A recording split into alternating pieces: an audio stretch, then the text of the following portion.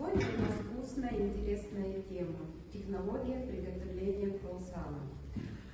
Это одно из самых популярных изделий европейской кухни, которое давно полюбилось у нас.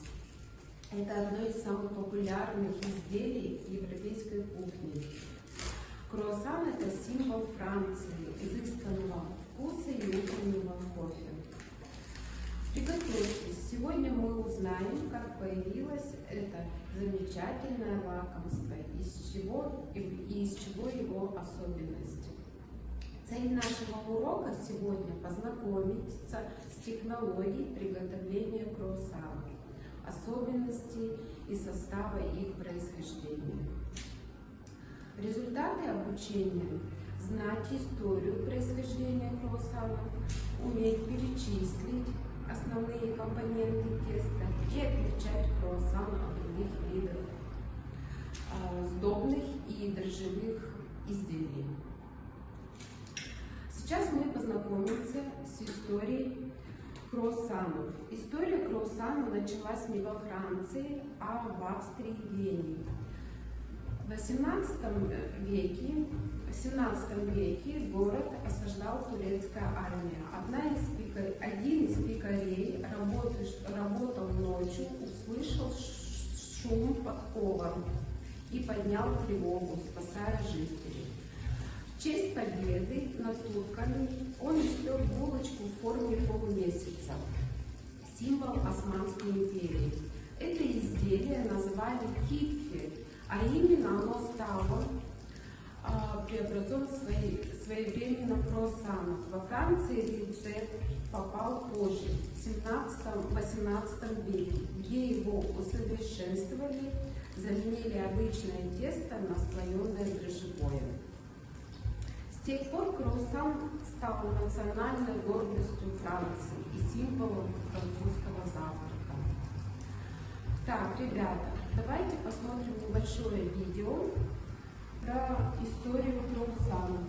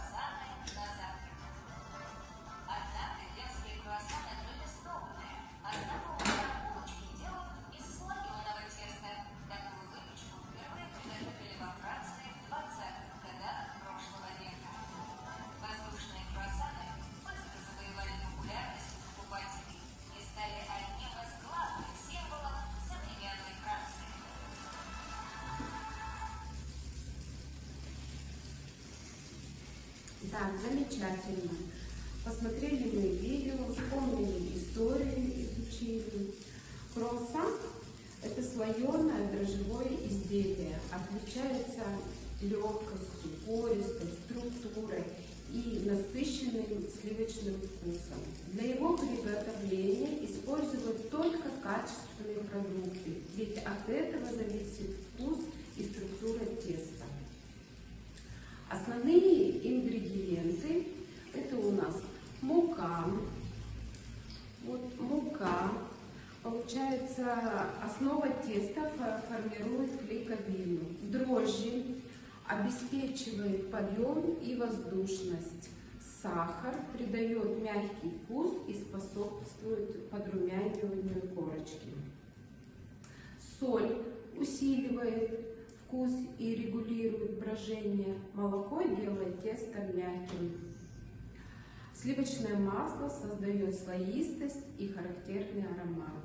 Яйцо используют для придания изделию блеска после смазки перед выпечкой. Также круассаны могут быть с начинками: шоколад, орехи, сыр, джем. Можно также приготовить и с мясом, и с фаршем. В общем, как интуиция, кто что захочет, можно в основном любую начинку сделать. Ребята, продолжаем изучение темы технологии приготовления круассанов. В первой части занятия мы разобрали историю происхождения, состав и технологические этапы. Сегодня закрепим знания, вспомним основные понятия, повторим требования санитарии и безопасности, а также проведем увлекательную игру. А сейчас мы пройдем пройденный материал. Я вам задам вопросы, и вы будете отвечать. Почему масло для круассанов должно быть охлажденным?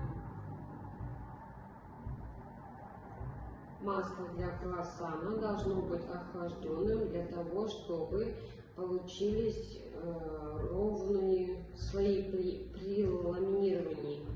Так, хорошо, замечательно. Что произойдет, если тесто будет плохо вымешано?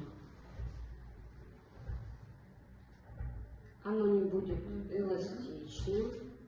Опять же, будет влиять на ламинацию. Так, хорошо. Сколько раз нужно раскатывать и складывать тесто, чтобы оно стало слоистым? 3-4 раза. Так, хорошо. При какой температуре выпекают круассаны? В домашних условиях 180, а в производстве 200-220. Так, почему важно соблюдать температурный режим при брожении?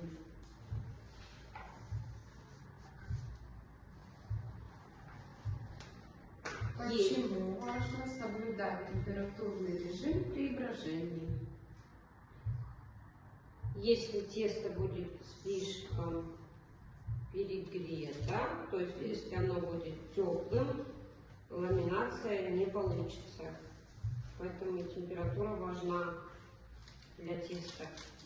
Так, хорошо. Как влияет количество сахара на активность дрожжей? Если положишь больше сахара в тесто, тесто будет быстрее бродить, будет киснуть.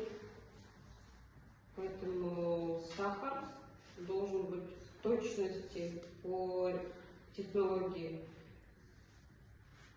Так, хорошо. Отлично. Вы все запомнили. А теперь перейдем к санитарии и технике безопасности. Я вам расскажу, чтобы рабочие места должны быть чистыми и сухими. Волосы убраны под колпак, руки вымыты и обработаны антисептиком.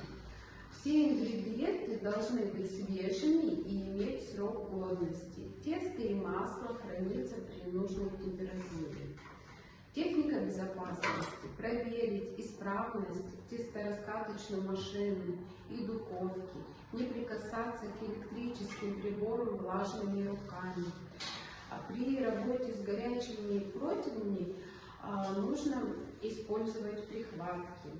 Не оставлять острые предметы на краю стола. Соблюдение санитарии и техники безопасности – основа профессионализма пекаря. Так, следующая работа у нас с платформой. Ранее мы занимались, изучали работу на GSL. Теперь можно пройти. Здесь у нас рассказывают, вот наша тема круассаны. Можно все подробно расписано, технологическая карта. Очень удобная платформа. Предварительные знания, развитие, как приготовить круассан в Швейцарии, круассан со сливочным маслом. Вот здесь у нас все расписано, все рецепты.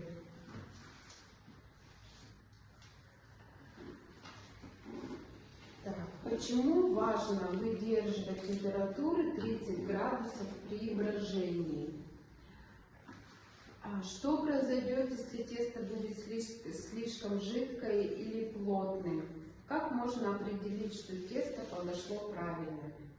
На платформе GSL помогает визуально увидеть все эти вопросы и все на эти ответы и лучше понять процесс происхождения во время брожения и раскатки. То есть мы на этой платформе все ответы можем найти, все здесь есть.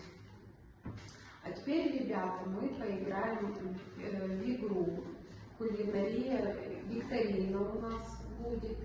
Я вам проверить, для этого надо закрепить знания студентов в легкой форме. Сейчас я задам вам вопросы, связанные с технологией круассанов. Кто знает ответ, поднимайте руки и отвечайте. Главный продукт, создавающий структуру теста. Какой главный продукт, создающий структуру теста? Мука.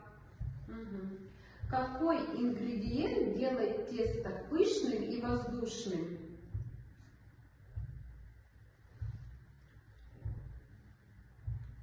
Какой продукт делает пышным и воздушным? Вот я вам... Дрожжи. Дрожжи, да. Что придает тесту слоистость и аромат? Масло. Правильно. Какой продукт используют для смазывания изделий перед выпечкой?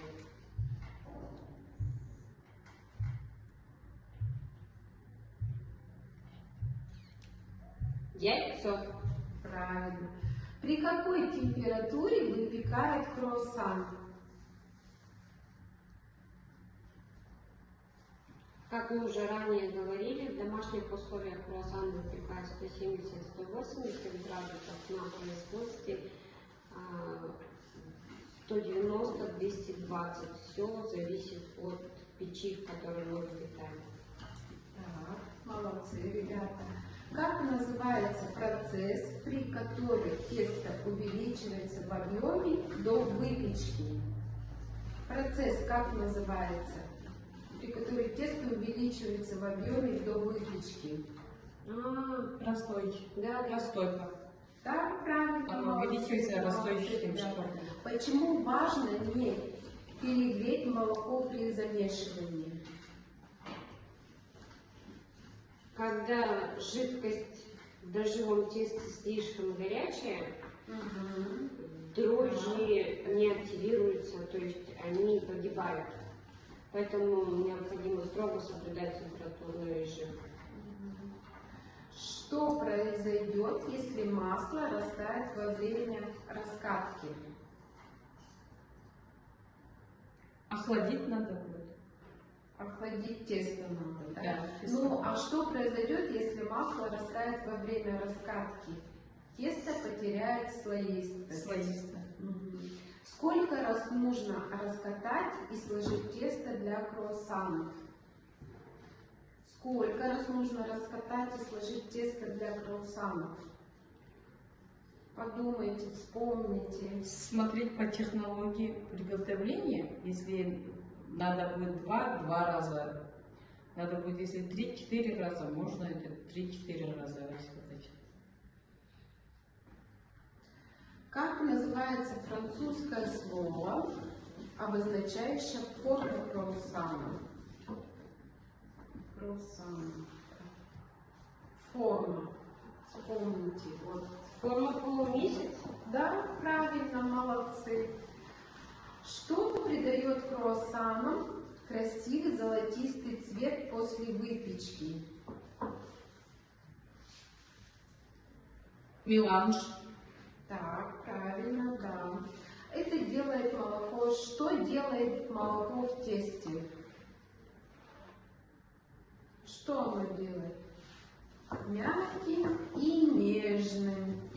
Почему тесто нужно просеивать перед замесом? Почему тесто, муку? Чтобы насытилось кислородом. Кислородом. Да, замечательно. Что произойдет, если тесто перекиснет? Оно будет кислым. Кислым и плотным, да? Какой запах должен быть правильно испеченным круассаном? Сливочный, запах масла. Запах масла должен быть. Так, хорошо, молодцы, ребята, молодцы, отвечаете на вопросы. Какой ингредиент регулирует вкус и активность дрожжей? Соль. Правильно. Да. Почему важно давать тесту отдохнуть между раскатками?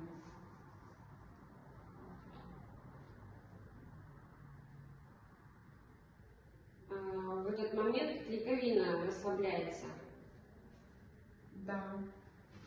Замечательно. Какая ошибка чаще всего приводит к жестким круассанам? Тугое тесто. Тугое тесто, да. Почему круассан стал символом Франции?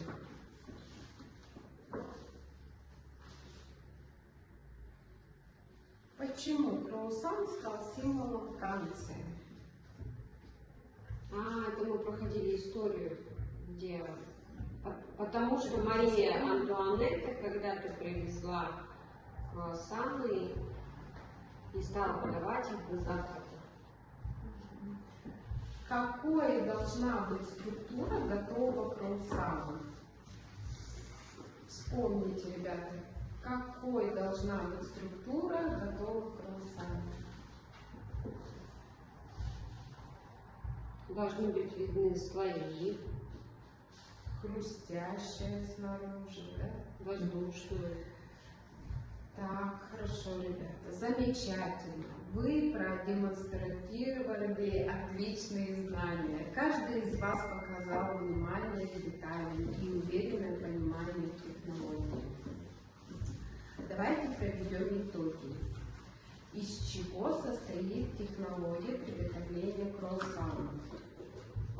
Технологии от сначала. Первое у нас Подготовка подготовка. продуктов. Ингредиенты. Подготовка ингредиентов. Подготовка.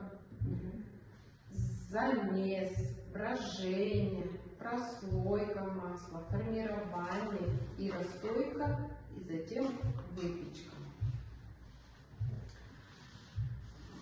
Мы видим, что каждый этап требует актуальности и соблюдения температурного режима.